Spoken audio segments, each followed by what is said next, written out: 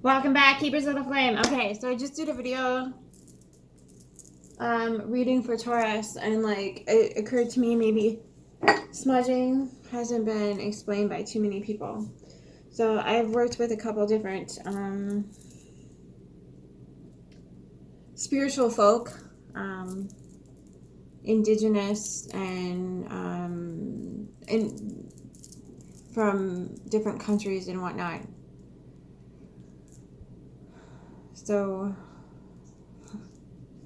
I feel like talking about this is gonna make me sound like some sort of pompous weirdo. But so I've worked with different aspects of the spiritual cleansing or the spiritual whatever medicinal as well. Medicinal is a huge part of it, as within, so without. So when it comes to demonic things and things like that, I don't really adhere to any of that. I don't glue myself to it because it's so... When you are struggling in a mental way or a spiritual way, whatever, your whole life gets out of balance. Okay, so this is about bringing that back into balance. And sometimes just talking about it isn't necessarily going to do a whole lot. So there's different ways and modalities that we can trigger in our own minds. Okay, this is burning this off, or I'm soaking in this herb, or whatever it is. So a lot of times, not just spiritual aspects, because esoterics is within. So ignoring the physical part of the within is idiocy.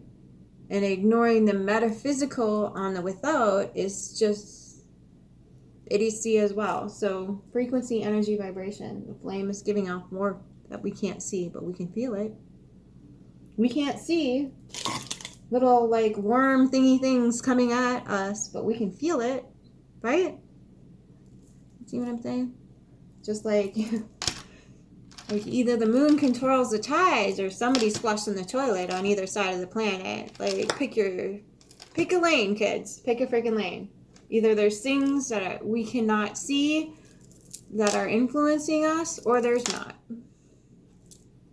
So this is just one modality of trying to harness that energy. Okay, so this is not an end all be all. If you are in any way, shape, or form have a lung issue, absolutely not. None of this. None of it. I wouldn't even recommend a bath. You see a professional about that. Now, if your lungs are fine and this doesn't disturb you or anyone else you live with, let's be kind and respectful to everyone involved. You can take this practice outside and do that breathing in. You can cup the smoke and inhale it that way. Don't get me started. So what we're going to go through is like all the little different modalities of smoke. And oftentimes, like when I'm dealing with like herbs and whatnot, you can put these in baths as well. You can put them... people use tinctures. I can't use alcoholic stuff. That is a big freaking no-go for me. So it's been a trip. It's been a journey, because a lot of people are like, just soak it in 90 proof, you'll be fine. I'm like, no, I won't be fine. Thanks for the offer. Gonna have to pass. So this is one modality for me to get this kind of in my system. And magnesium chloride flakes, the flakes, not the Epsom salt, the flakes, are another way for me to get this into my system. That's a video for another day. She is of the Woods just made I think it's a lavender and magnesium topical ointment, because it does get a little oily. So anything that's oily to me is ointment. That might be scientifically incorrect, but if it has oils in it, it's an ointment to me. So there's different modalities. Everybody learns different. So I'm not saying that's the final thing. Spray, mist, whatever you can call it. That works too for like getting it into your system, because your skin is your third kidney. We oftentimes forget that. What we put on our skin gets into our bloodstreams. So, and magnesium helps it get there. What else? Okay, let's focus on one thing at a time.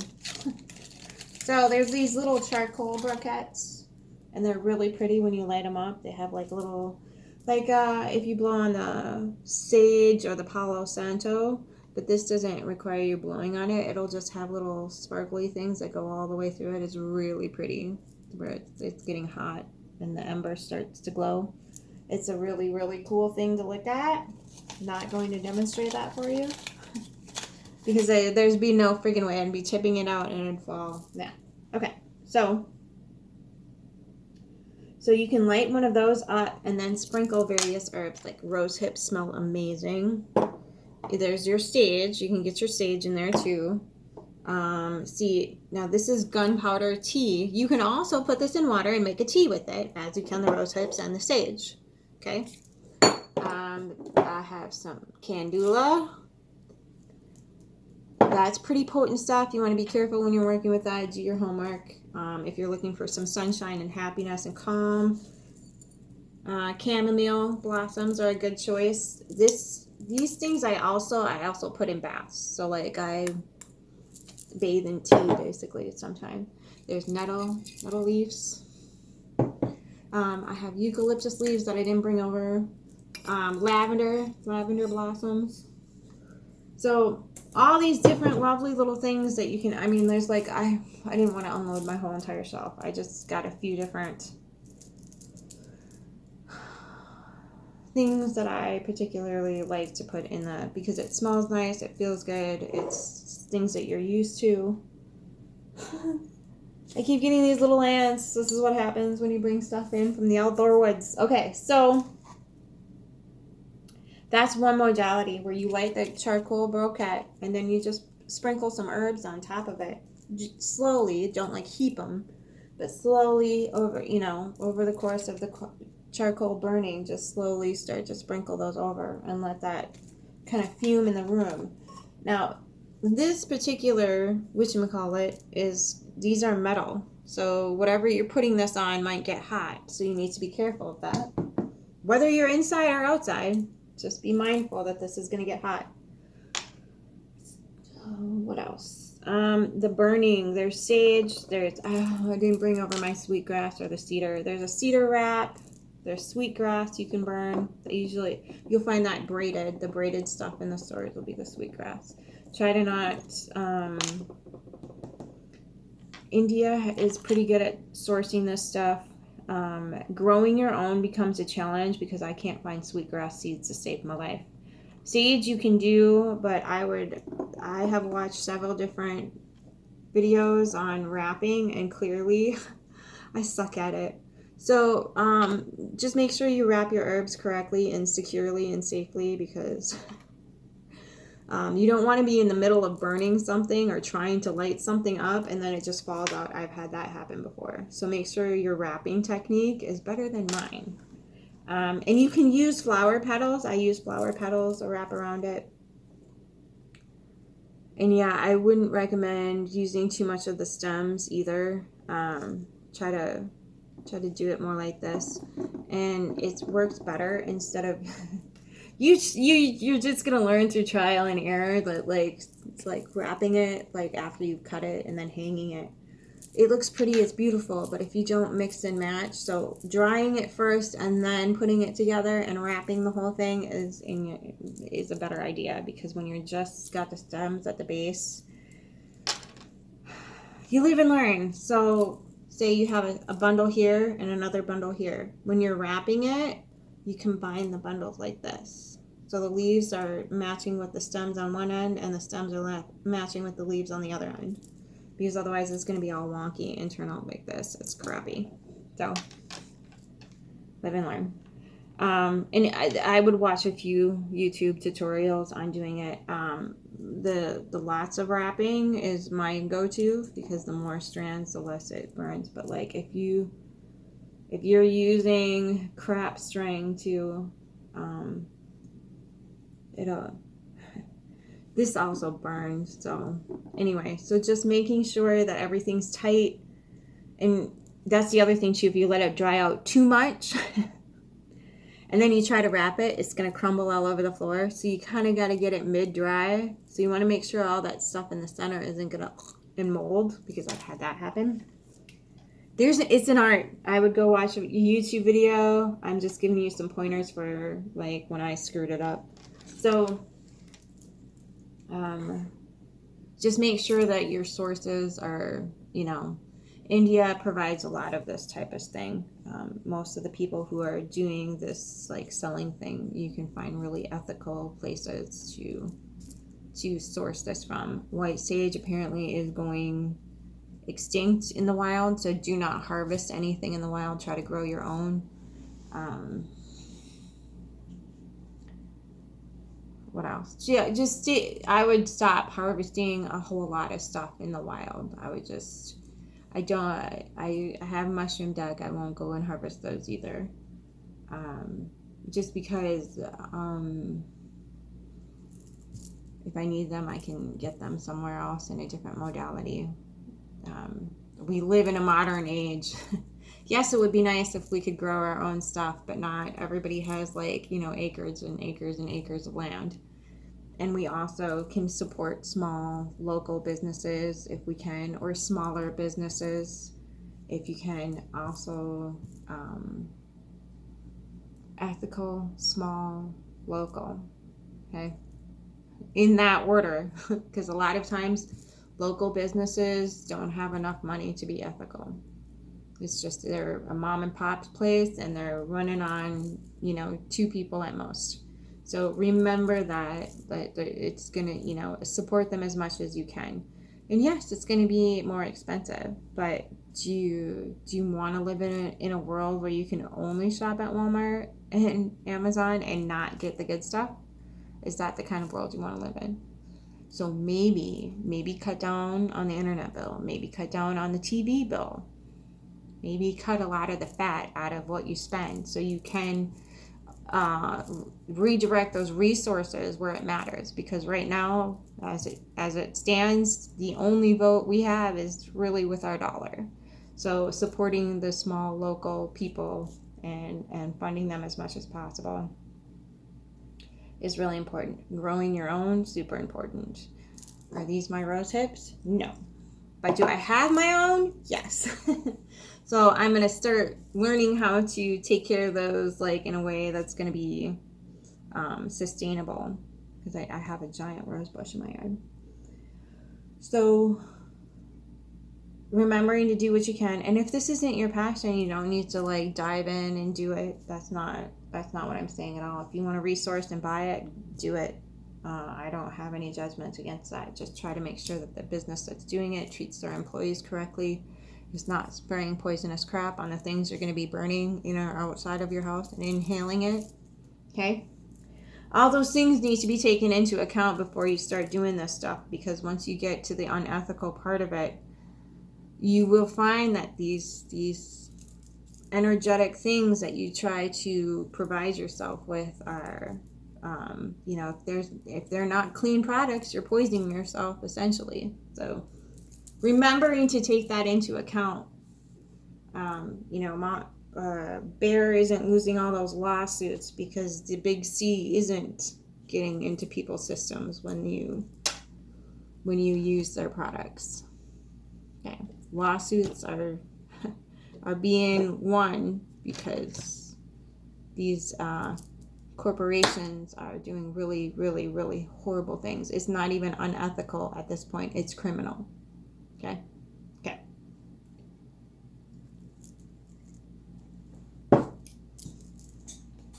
I know so many times, but smoking, and yeah. And when you abuse anything, it's going to be bad for you. Period. The end. It doesn't matter what it is. It could be the most healthiest plant on the planet. If you take to it in an abusive manner with an abusive mentality, it's going to cause harm. Simple. Easy peasy lemon squeezy. balanced, use it for its purpose, and nothing more. Same with food, same with, if you're a gambler, choose something that's going to provide some service to the community to gamble with. Invest in a community project and maybe make it a nonprofit. I don't know. But find a way to deal with those attributes in a more functional, societal, productive way. They just need to be looked at from a different perspective. So that way, you want to make an investment, but you want to gain some outcome from that. So if you keep your ethics up, you keep the bottom line not the priority, and you keep the people, the products, and whatever else at a high quality status, at a genuine, honest, integral, operational system, and you're giving people a decent quality product for a decent quality price. And yes, it's going to be a little bit more expensive. People are going to have to learn that maybe spending all that money on cable just isn't in their own best interest. And those are the people that are going to have to pick and choose what value structures they want to hold. Does programming matter, or does a healthy thing going into my body matter more? Which one is it? Okay? So remember that, just because there's mushrooms and cannabis and whatever else out there does not mean that you just jump in head first and become completely obliterated. That's not going to be for the highest good of yourself or anybody else, especially those who have to deal with the repercussions for you not taking responsibility for anything, including yourself. Okay? We need to keep this in mind when we're exploring dealing with all these medicinal things. I personally cannot get into any of that stuff because of how my system is set up. So I'm allergic to a lot of pain medications. I actually physically break out in hives when I take a lot of pain medication. I can't do cannabis. It just doesn't do anything that people claim it's supposed to. I am just one of those freaks of nature that I can't get into it for whatever reason. But I do advocate for it because I have seen people become a better state of health because of it. And I'm aiming at homeostasis here because you can't say anything cures.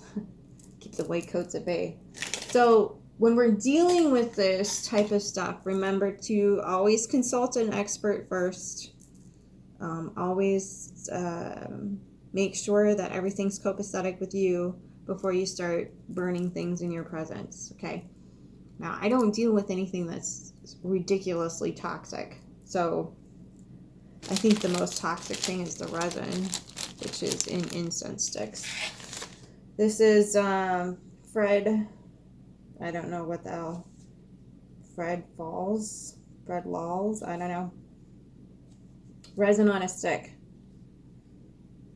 Really great. Good stuff. Freaking amazing. Highly recommend.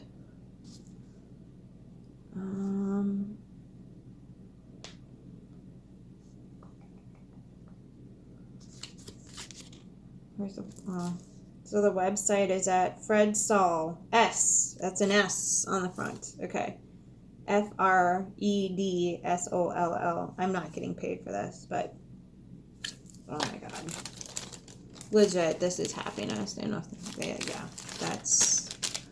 that's if I'm having a bad day, even if I'm having a good day and I'm celebrating. Okay, so that invigorates my spirit. That's a very good summertime scent too, the gardenia. Lavender, rosemary, good wintertime. Orange cinnamon, another good summertime. Also in the fall when things start getting a little bit more cool. Unless it's really humid out, I typically don't use a whole lot of incense or burning candles in the house. But it is kind of humid out right now, and the incense and the flame will dry out the air. It sounds counterproductive, I know. But especially incense, it'll dry out the air a little bit more, cooling the temperature in the house down. What? Yes, darling. I know. The science we weren't allowed to talk about. Anyway, so that's the incense. That's one way of cleansing your space. Okay? And you just let it burn. Now, I don't want to light it up because I just, lit some Palo Santo and I have a flame burning here. I'm not over and inundating myself here. Again, sensitive system. Very sensitive system. So I'm going to respect that and not light one up. But when you're watching the smoke come out of it, if it's like a straight freaking line, the air that you are holding that particular burning whatever in is very dense and constricted and not flowing. Now, if it's like, that's a good thing. And if it's, the energy in that space is a lot. There's a lot of energy in that space. So depending on where you're at, like if you saging, smudging with anything, cedar grass or cedar, sweetgrass, Palo Santo, sage, incense, resin, charcoal, herb, and it is, and you're in your bedroom, you're not going to sleep well that night. There's too much energy in that space for you to So ideally, like in a bedroom space, you kind of want a little bit of like just a floaty off into the breeze. Just there's circulation, there's movement of energy, but it's not, okay? Now in a place like the living room or the kitchen, especially the kitchen, there's a lot of movement, there's a lot of action, there's a lot of conducive energy going on. Is fine, okay? Anywhere that is supposed to be a lot of energy and movement and creativity. I love being creative in the kitchen. That energy is fine there. And I know you really don't want a stagnant room either, where the smoke is just going basically straight up with no little loopies in it. That means stagnation, and you really need to clean and clear that whatever's keeping things stuck in the air. So that's one way you can tell the energetics in the room. The other way you can tell, you can leave citrus fruit. Lemons are a good way. Buy a bag of lemons and leave one in each room. If they don't like get hollow and like start rattling without rotting, that's a good sign. But if they start to rot, that means there's something stagnant for energetics in that room. But again, like I said, I've talked to various different types of people in different modalities from different countries about analyzing the energy in spaces, cleansing it, all that good stuff. So, and again, this is a different fit for everybody. Like some people could light a candle, burn some incense, and light this whole thing up. But because I had the candle and I just sniffed a crap ton of incense and I lit some Palo Santo, I'm like, oh, I'm getting a headache. Yes, I'm one of those people that are like, if you're wearing way too much perfume, I will back away from you and probably not talk to you. I don't know what happened. Maybe it's because I got all hippie and but I used to be the person that went into, God help me, Victoria's Secret and what was it called? Bath and Body Works. And I would pick out the scent. After a while, Bath and Body Works started to smell really chalky to me. Like they were putting chalk in the lotion. Like I smell it. I'm like, this is disgusting. So then I kind of switched over to Victoria's Secret. I know.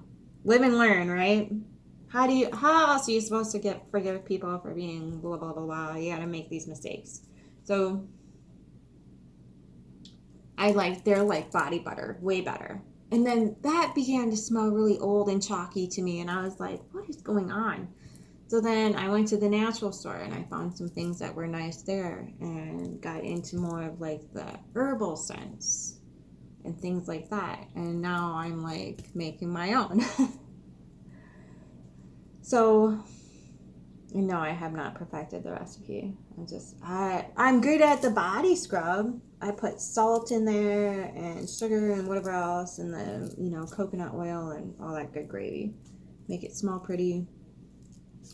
But, like, those are the things that, like, you can start to explore for yourself. If that's not your calling, that's not your calling. But remember, this is your third kidney, so what you put on it, really important. Just clean it up. Clean your system, clean your mind, right? If you can clean your food, the things you put in your face, all the face holes, the things that you put in your eye holes, your face holes, your nose, your mouth, your ears, you can clean all that up. A lot of cool things will start happening for you. Instead of things happening to you, things will happen for you. And it's not that anything really changed. It's your perspective and your mental clarity that you're bringing to the situation, rather than, well, this is the way I've always done it. This is the way it's always been. Why is it not working out this way? Because the universe is asking you to evolve a little bit. That's it. That's all. So the suffering comes when you grasp that double-edged sword and you won't let go, and then you start to bleed. Now that doesn't, and that could be because we do not facilitate a society that has any concept of what it means to grieve or take loss with grace and gratitude. And 12th house stellium, that's what the universe has been instructing me to do my entire life. Handle the loss with grace and gratitude. So I covered this. So you want to know what your herbies are doing for you too. Lavender calms and soothes. But it also, people forget that, like, calmness doesn't mean like numbing of the brain. Calmness means mental focus, clarity, and like a going with a flow of energetic pulses. It's not this is going to put me to sleep and make me all dizzy and woozy like a bottle of booze would. No, this is mental clarity, which calms you. That will calm you because it's gaining your mental clarity. When you are in a state of panic and anxiety, you are not mentally clear on anything. And that's why we call it mental illness. Is because you're not mentally clear on anything. So a lot of times this is the most popular herb on the planet. The whole freaking planet. You can't get enough of lavender. I got like 8 plants in my yard right now. This is good in everything. Like, I use it in cooking. I want to make some lemon lavender ice cream. Anyway, so you can do whatever you want with it. It's as long as you know it's safe to be eaten. That's not the case with all herbs. You got to do your freaking homework, consult an expert, whatever else. I am not that. I am not taking on that role in this particular space. So no, that is reserved for, you're gonna pay me and I'm gonna give you the lowdown in that modality, because there's contracts and all that other good shit. So go consult an expert, because I'm not her. Okay. Nettle, good for allergies and people with arthritis and things like that. This would be really good, like if you have arthritis in your system at all. A good magnesium chloride bath with some of this in it, not a bad idea. I mean, I've seen people take nettle leaves, like the actual stinging nettle with the little prickers on it, take the leaf, and somebody who is like swollen knuckles with arthritic pain, and prick them, and they're like, oh. You know how stinging nettles, it hurts. That's why they call it stinging nettles. But when you have arthritis, it actually relieves the pain. So I'm not recommending you try that. I was just witness to it one day. The stars might have been aligned or something crazy like that. Okay? Okay, love you. Calendula, really powerful. A dabble, just a little pinch. Really powerful stuff. Cheery mood. open to new possibilities, new ideas, just getting, when you're on.